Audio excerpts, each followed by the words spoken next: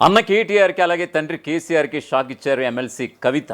Yes, ఖచ్చితంగా BC రిజర్వేషన్ల విషయంలో ఖచ్చితంగా ఆ యొక్క క్రెడిట్ అంతా కూడా తనదేనంటూ కూడా కవిత ఇప్పుడు నిజంగా ఓ రకంగా ఉత్సవాలు చేసుకోవడం చూస్తుంటే కనుక ఇది ఒక బీఆర్ఎస్ శ్రేణులకి, మరోవైపు అన్న తండ్రికి నిజంగా నిరుత్సాహం చెందుతున్నట్లుగా తెలుస్తుంది. ఎందుకంటే బీసీ రిజర్వేషన్ల ఆ ప్రక్రియే సరిగ్గా లేదు. కాంగ్రెస్ ఇది ఒక దైలమాలో పడేసినటువంటి సందర్భం అయితే కనిపిస్తోంది. అసలు ఇదెలా సాధ్యం అంటూ ఒకవైపు బీఆర్ఎస్ శ్రేణులు ప్రశ్నిస్తుంటే, మరోవైపు జాగృతి అధ్యక్షురాలు ఎమ్మెల్సీగా ఉన్నటువంటి కవిత మాత్రం ఎస్, ఈ గెలుపు నా అదే అంటూ కూడా ఆవిడ బాహాటంగా ప్రకటించుకున్నారు. సంబరాలు కూడా చేసుకుంటున్నారు.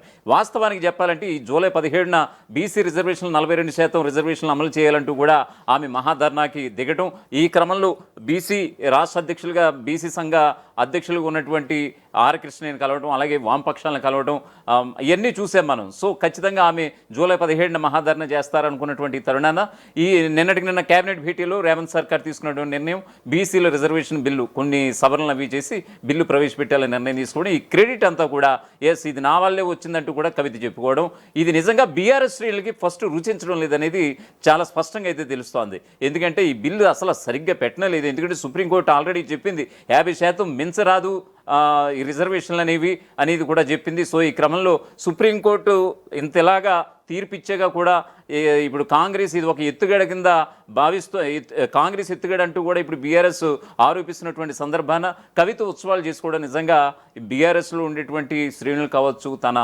అన్న బీఆర్ఎస్ వర్కింగ్ ప్రెసిడెంట్గా ఉన్న పార్టీ వర్కింగ్ ప్రెసిడెంట్గా ఉన్నటువంటి కేటీఆర్కి, అలాగే బీఆర్ఎస్ గులాబీ బాస్ ఉన్నటువంటి తన తండ్రి అయినటువంటి కేసీఆర్కి కూతురు చేస్తున్నటువంటి చెల్లిగా కవిత చేస్తున్నటువంటి చర్యలు అయితే రుచించడం లేదనేది చాలా స్పష్టంగా తెలుస్తోంది. దీనికి సంబంధించి ఒక పూర్తి స్థాయి అప్డేట్ అయితే తెలుసుకుందాం. కేటీఆర్కి షాక్ ఇచ్చినటువంటి సోదరి కవిత, బీసీ రిజర్వేషన్ల తీరు సరిగ్గా లేదన్న బీఆర్ఎస్, కాంగ్రెస్ బీసీ రిజర్వేషన్లకు కవిత సపోర్ట్, బీసీ రాజకీయాలతో కేటీఆర్ కవిత మధ్య మరింత పెరిగినటువంటి దూరం. ఎస్, ఖచ్చితంగా తెలంగాణలో ప్రధాన ప్రతిపక్షంగా మారినటువంటి బీఆర్ఎస్కి ఇంటిపోరు పెద్ద సమస్య అవుతోంది.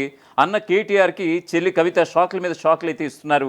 తాజాగా ఆమె చేసినటువంటి ప్రకటన బీఆర్ఎస్కి మింగుడు పడనిదిగా మారిపోయింది. స్థానిక సంస్థల ఎన్నికల్లో బీసీలకు 42% రిజర్వేషన్ కల్పించాలని తెలంగాణ కాంగ్రెస్ ప్రభుత్వం తీసుకున్నటువంటి నిర్ణయాన్ని బీఆర్ఎస్ ఎమ్మెల్సీ కవిత తన ఖాతాలో వేసేసుకున్నారు. ఈ నిర్ణయం వెనుక తన సంస్థ అయినటువంటి జాగృతి చేసిన కృషే అని ఆమె అంటున్నారు. ఈ విషయాన్ని కేటీఆర్ కూడా ఖండించకపోవడంతో ఇది తన విజయంగా కవిత చెప్పుకుంటున్నారు. అయితే ఇది బీఆర్ఎస్ పార్టీకి పెద్ద తలనొప్పిగా మారిందట. పార్టీలోనే ఉంటూ అదే పార్టీకి సమస్యగా మారినటువంటి కవిత ఏం చేసినా కూడా అది బీఆర్ఎస్కి మైనస్ అవుతోంది. తాను చేసే ప్రతి పనిని తన ఖాతాలో వేసుకుంటూ విజయాలు దక్కితే అది తన కృషి వల్లేనని, పరాజయాలు దక్కితే అది బీఆర్ఎస్ వైఫల్యంగా కవిత సంకేతాలు ఇస్తున్నారు. దీంతో ఆమె చేస్తున్నటువంటి ప్రకటనలు బీఆర్ఎస్ పార్టీలో చిచ్చులా మారిపోయాయి. అందుకే ఆమెను కేసీఆర్ దూరం పెడుతున్నారనేటువంటి బలమైన వాదన ఇప్పటికీ కూడా వినిపిస్తోంది.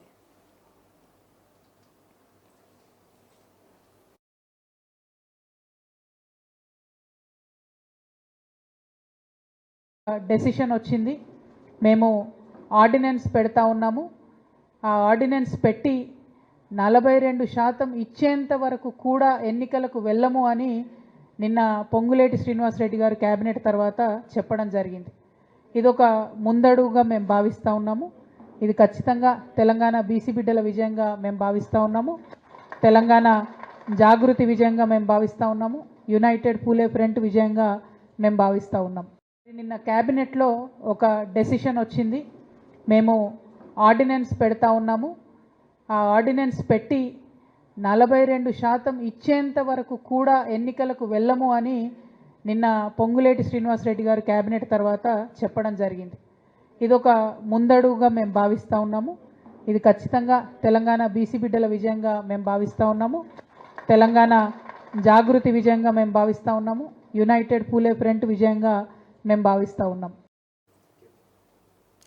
నిజానికి కాంగ్రెస్ తీసుకున్నటువంటి నిర్ణయం వెనుక కవిత కృషి ఏమీ లేదన్నది కొందరు రాజకీయ విశ్లేషకుల మాట. ఎందుకంటే ఇది ఎవరు పోరాటాలకు దిగివచ్చి కాంగ్రెస్ తీసుకున్న నిర్ణయం అయితే కాదు. ఇది కాంగ్రెస్ హైకమాండ్ తీసుకున్నటువంటి విధానపరమైనటువంటి నిర్ణయం. తెలంగాణలో కాంగ్రెస్ ప్రభుత్వం కులగణన లాంటిది చేపట్టింది. ఆ ప్రకారం తెలంగాణలో బీసీలు 42% ఉన్నారని తేల్చింది. లెక్క తేలింది కాబట్టి ఇక స్థానిక సంస్థల ఎన్నికల నుంచే బీసీలకు రిజర్వేషన్ ప్రారంభించాలని నిర్ణయం తీసుకుంది. ఇందులో కవిత పోరాటం ఏముందన్నది విశ్లేషకుల నుంచి వస్తున్నటువంటి ప్రధానమైనటువంటి ప్రశ్న. బీసీలకు రిజర్వేషన్ కల్పించాలని బిల్లును కాంగ్రెస్ ప్రభుత్వం కేంద్రానికి ఆల్రెడీ పంపించింది. దీనిపై కేంద్రం ఇంకా నిర్ణయం తీసుకోలేదు. ఇదిలా ఉంటే దీనిపై కవిత రైలు రోకో నిర్వహిస్తామని ఇటీవల ప్రకటించింది. ఈ నెల 17న రైలు రోకోకు పిలుపునిచ్చారు ఆమె. ఆ మాత్రానికే కేంద్రం కానీ తెలంగాణ ప్రభుత్వం కానీ దిగివచ్చి నిర్ణయాలు తీసుకుంటారని అనుకోలేం. ఎందుకంటే తెలంగాణలో జాగృతి సంస్థగా అంత క్రేజ్ ఏమీ లేదు. ఆ క్రేజ్ మొత్తం బీఆర్ఎస్ పార్టీకి ఉందన్నట్లుగా కొంతమంది రాజకీయ విశ్లేషకులు సైతం చెప్తున్నటువంటి మాటగా తెలుస్తోంది. ఆర్డినెన్స్ ఇస్తామని చెప్పినారు కాబట్టి మేము తలపెట్టినటువంటి రైలు రోకోను కూడా నిరవధికంగా మేము వాయిదా వేస్తా ఉన్నాము. ఒకవేళ ఆర్డినెన్స్ మీద గవర్నర్ గారు సంతకం పెట్టకపోతే భారతీయ జనతా పార్టీకి సంబంధించి ఇతర రాష్ట్రాలలో కూడా గవర్నర్లకు గవర్నమెంట్ మధ్యలో పంచాయతీలు అవుతున్నాయి. ఆర్డినెన్స్ ఇచ్చినా బిల్లు ఇచ్చినా గవర్నర్లు సంతకం పెట్టకుండా ఆపుతున్నారు. మరి ఇక్కడ తెలంగాణలో కూడా అదే పరిస్థితి వస్తే మీ అందరికీ తెలుసు, జాగృతి అయినా యునైటెడ్ కుల ఫ్రంట్ అయినా ఉద్యమాలకు ముందు వరుసలో ఉండేటటువంటి సంస్థలు మళ్ళీ ముందుకు వచ్చి ఖచ్చితంగా ప్రజల మద్దతుతోని రైళ్లు స్తంభింపజేస్తాం, బస్సులు స్తంభింపజేస్తాం, అల్టిమేట్ గా బీసీల హక్కులు సాధించే వరకు కూడా కొట్లాడతాం. ఆర్డినెన్స్ ఇస్తామని చెప్పినారు కాబట్టి మేము తలపెట్టినటువంటి రైలు రోకోను కూడా నిరవధికంగా మేము వాయిదా వేస్తా ఉన్నాము. ఒకవేళ ఆర్డినెన్స్ మీద గవర్నర్ గారు సంతకం పెట్టకపోతే భారతీయ జనతా పార్టీకి సంబంధించి ఇతర రాష్ట్రాలలో కూడా గవర్నర్లకు గవర్నమెంట్ మధ్యలో పంచాయతీలు అవుతున్నాయి. ఆర్డినెన్స్ ఇచ్చినా బిల్లు ఇచ్చినా గవర్నర్లు సంతకం పెట్టకుండా ఆపుతున్నారు. మరి ఇక్కడ తెలంగాణలో కూడా అదే పరిస్థితి వస్తే మీ అందరికీ తెలుసు, జాగృతి అయినా యునైటెడ్ కుల ఫ్రంట్ అయినా ఉద్యమాలకు ముందు వరుసలో ఉండేటటువంటి సంస్థలు మళ్ళీ ముందుకు వచ్చి ఖచ్చితంగా ప్రజల మద్దతుతోని రైళ్లు స్తంభింపజేస్తాం, బస్సులు స్తంభింపజేస్తాం, అల్టిమేట్ గా బీసీల హక్కులు సాధించే వరకు కూడా కొట్లాడతాం. ఏదైనా ఉద్యమం తలపెడితే కవిత వెనుక వస్తున్న వారు కొందరే. బీఆర్ఎస్ కార్యకర్తలు ఎవరు ఆమెతో రావట్లేదు. కానీ ఆమె మాత్రం బీఆర్ఎస్ పార్టీ జాగృతి తనకు 2 కళ్ళ లాంటివని అంటున్నారు. నిజానికి ఈ ప్రకటన బీఆర్ఎస్కి పెద్ద సమస్య లాంటిది. అదే పార్టీలో ఉంటూ పార్టీ అధినేతకు పెద్ద సమస్యలా మారిపోయారు కవిత. అందుకే ఇటీవల ఆయన్ని పలకరించేందుకు ఇంటికి వెళ్లిన కవితతో కేసీఆర్ కనీసం మాట్లాడలేదు. తద్వారా ఆమె తీరు సరిగ్గా లేదని కేసీఆర్ చెప్పకనే చెప్పేశారని చాలామంది చెబుతున్నారు. కవిత నిజంగా బీఆర్ఎస్తోనే ఉంటే కాంగ్రెస్ ప్రభుత్వం తీసుకున్నటువంటి నిర్ణయం తమ పార్టీ విజయం అని అనేవారు, అంతేగాని జాగృతి విజయం అనేవారు కాదు. కానీ ఆమెకు వేరు కుంపటి పెట్టుకునే ఆలోచన ఉంది కాబట్టి ఈ విషయాన్ని జాగృతి ఖాతాలు వేసుకున్నారనేటువంటి వాదన బలంగా వినిపిస్తోంది. చెప్పాలంటే ఆమె తీరు వల్ల కేసీఆర్ కంటే కేటీఆర్కి ఎక్కువ సమస్య కలుగుతోంది. పార్టీని ప్రధాన ప్రతిపక్షంగా నిలబెట్టేందుకు కేటీఆర్ ప్రయత్నిస్తుంటే కవిత గాలి తీసేస్తున్నట్లుగా వ్యవహరిస్తున్నారనేటువంటి ఒక ప్రధానమైనటువంటి ఆరోపణలు అయితే వినిపిస్తున్నాయి. బీసీ రిజర్వేషన్ల విషయంలో బీఆర్ఎస్ పెద్దగా మాట్లాడలేదు. ఎందుకంటే అసలు కులగణన సర్వేని బీఆర్ఎస్ సమర్థించలేదు. అంతా తప్పులు తడక అనేసింది.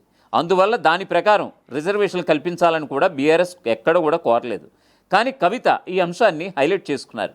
దీన్ని తన పోరాటంగా మార్చుకున్నారు. ఎప్పుడైతే ఆమె ఈ అంశాన్ని లేవనెత్తారో కేటీఆర్ దీనిపై పూర్తిగా సైలెంట్ అయిపోయారు. ఎందుకంటే వాళ్ళ మధ్య ఉన్న విభేదాలే దానికి కారణం అని చెప్పుకొస్తున్నారు చాలామంది. కాంగ్రెస్ ప్రభుత్వం తీసుకున్నటువంటి నిర్ణయం ఇప్పుడు కవిత తన కృషిగా చెప్పుకునేందుకు పరోక్షంగా ఛాన్స్ కల్పించినట్లయింది. అదే సమయంలో దీనిపై పోరాటం చేయని కారణంగా బీఆర్ఎస్ దీన్ని తన ఖాతాలో వేసుకోలేని పరిస్థితి ఏర్పడింది. ఇలా ప్రధాన ప్రతిపక్షంలో చిచ్చు పరోక్షంగా కాంగ్రెస్ పార్టీకి ప్లస్ అయ్యేలా ఉన్నాయి. కవిత స్పందనతో బీఆర్ఎస్ పార్టీ వర్గాలు షాక్కు గురయ్యాయి. తాను బీఆర్ఎస్ పార్టీనేనని కవిత చెబుతున్నారు. తమ వర్కింగ్ ప్రెసిడెంట్ కేటీఆర్ అని కూడా చెబుతున్నారు. ఇటీవల ఓ మీడియా ఛానల్కి ఇచ్చినటువంటి పాడ్కాస్ట్లో బీఆర్ఎస్కు తన కాంట్రిబ్యూషన్ కూడా ఎక్కువగా ఇచ్చానని, తాను కూడా వారసురాలేనని స్పష్టం చేసింది. ఇలాంటి సమయంలో బీఆర్ఎస్ ఎమ్మెల్సీగా ఉన్నటువంటి కవిత కాంగ్రెస్ ప్రభుత్వ నిర్ణయంపై సంబరాలు చేయడం ఆసక్తిని రేపింది. ఇదే బీఆర్ఎస్ విధానం అనుకుంటున్నారేమోనన్న ఆందోళనలతో వెంటనే ఇతర బీఆర్ఎస్ నేతలు అలర్ట్ అయిపోయారు. ప్రభుత్వంపై విమర్శలు గుప్పించడం ప్రారంభించారు. ఆర్డినెన్స్తోనే బీసీ రిజర్వేషన్లు ఎలా వస్తాయని బీఆర్ఎస్ నేతలు ప్రశ్నిస్తున్నారు. ఇప్పుడు 42% రిజర్వేషన్లు ఖరారు చేసి నోటిఫికేషన్స్ ఇస్తే న్యాయపరమైన చిక్కుల్లో ఇరుక్కుంటాయని, అప్పుడు స్థానిక సంస్థల ఎన్నికలు మరింత ఆలస్యం అవుతాయని అంటున్నారు. అధికారికంగా 42% రిజర్వేషన్లు ఇచ్చిన తర్వాతనే ఎన్నికలకు వెళ్లాలని డిమాండ్ చేస్తున్నారు. ఒకవైపు కవిత స్వాగతించడం, మరొకవైపు బీఆర్ఎస్ పార్టీ తీవ్రంగా వ్యతిరేకించడం ఆ పార్టీలో ఉన్న గందరగోళ పరిస్థితిని మరోసారి బట్టబయలు చేసినట్లయింది. కవిత రాత్రి సంబరాలు చేయడం బీఆర్ఎస్ పార్టీకి అతిపెద్ద డ్యామేజ్ చేసిందన్నటువంటి భావన ఆ పార్టీ ముఖ్య నేతల్లో కూడా ఉందట. కానీ ఇప్పటికిప్పుడు కవిత విషయంలో ఎలాంటి చర్యలు కామెంట్లు చేసే పరిస్థితుల్లో బీఆర్ఎస్ లేనేలేదు. కవిత మాత్రం తన రాజకీయాలు తాను చేసుకుంటూ వెళ్ళిపోతున్నారు. అసలైన తొలి వెలుగు. ఫాలో వాట్సాప్ @తొలి వెలుగు official.